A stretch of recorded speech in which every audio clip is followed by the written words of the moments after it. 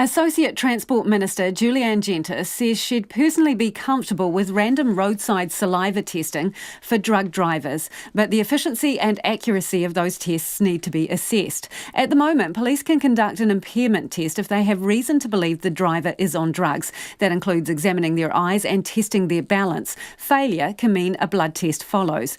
The government is looking to beef that up and today released a discussion document on the issue. I spoke to Genter and asked her how effective the current drug driver testing is. The regime that we're going to have, including the penalties and whether it's zero tolerance or not, are the issues that we're teasing out during the consultation. It's also the case that a significant number of people who are found with drugs in their system have taken legal prescription drugs, but it is illegal to drive under impairment. And about 25% of commonly prescribed drugs, it's advised not to drive after taking them. The discussion document says that the current law makes it hard for the police to carry out higher numbers of tests that could act as a deterrent for drug driving. What's wrong with the current law? Why does that stop us presently doing more drug driving tests? I think that it is the case that we could be doing more alcohol enforcement, and that's certainly something that I would like to see. And as part of that, you would pick up other types of impairment. And then I suppose what this discussion document is looking to establish is where public opinion sits on how we could have an effective and fair regime that makes use of the technology that is available with saliva testing to ensure that we have greater deterrence of drug driving. So where do you sit on this? What do you think is reasonable? Is it okay to take a sample out of someone's mouth if you don't have probable cause? Would you feel comfortable with that, or does it cross a line?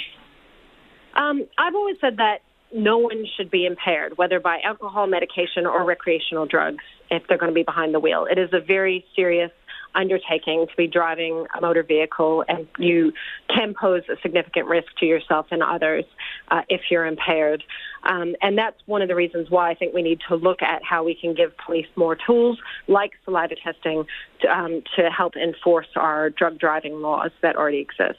But would you be comfortable with that? Because you've raised some issues about saliva testing before, the cost being one of them, and also a whole bunch of people would have a test carried out on them that regardless of whether they show signs of being impaired or not. And I know that does happen with drink driving, but this isn't a more invasive test, isn't it? So would you be comfortable with it? Look, the purpose of this consultation is to ensure that the public and experts are weighing up the different trade-offs. But you're a member of the public too, as well as being a minister. You're a member of the public too. So I'm just wanting to see where you are sitting with this at the moment, you personally. Me personally, I think that it's not acceptable to be driving impaired, and that drivers should expect that if they are driving impaired that they may be pulled over, they may be screened, and they may be prosecuted, which is currently the case. Screened with saliva testing though? You comfortable with that? At the moment, if there's probable cause and you fail an impairment test, then you're screened with a follow-up blood test. I'm talking about random saliva testing. Random saliva testing. Yeah, would you be comfortable with that? Personally, I would be perfectly comfortable with it, but I think that we do need to weigh up the different practical issues to ensure that we strike the right balance, that we have an incredibly effective regime that isn't unduly taking up the time or resulting in false positives for people who are not impaired.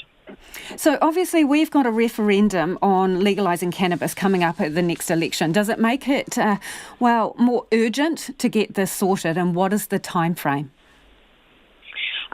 The time frame for this is we have a discussion document out for consultation for 6 weeks. We're expecting the feedback from that to feed into the development of options for any policy or legislative changes by the end of the year, and for those to be presented or introduced if there are any early next year. And I do think that with the referendum coming up, there is an opportunity to ensure that we're regulating effectively, and that can help us deter dangerous behaviour that's related to drug use. Do you think there should be any tolerance, if we were to vote to legalise cannabis, do you think there should be any tolerance for cannabis use for people behind the wheel, or should it be zero tolerance? I'll listen to the evidence on that, and I know that other jurisdictions have adopted different approaches. So some have zero tolerance and some have an infringement regime that's more akin to our drink driving regime, where... What's your thinking now? What's your thinking at the moment? I will absolutely be directed by the evidence of the best way to reduce offending and reduce impaired driving on our roads. That's my priority. So speaking of evidence, and I know this is, well, it's an issue of contention with a lot of people. I'm wanting, hopefully you can clear it up for us. So drug driving versus drink driving, which causes the most fatalities? I don't think we have the data that can definitively say what it is. If you look at the comparable figures of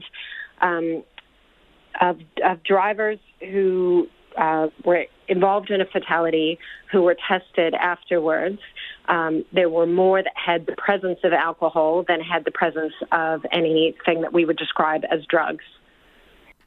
And that's Associate Transport Minister Julianne Genter. And in case you were wondering, there was a little bit of chattering going on in the background. That was the Minister's baby son.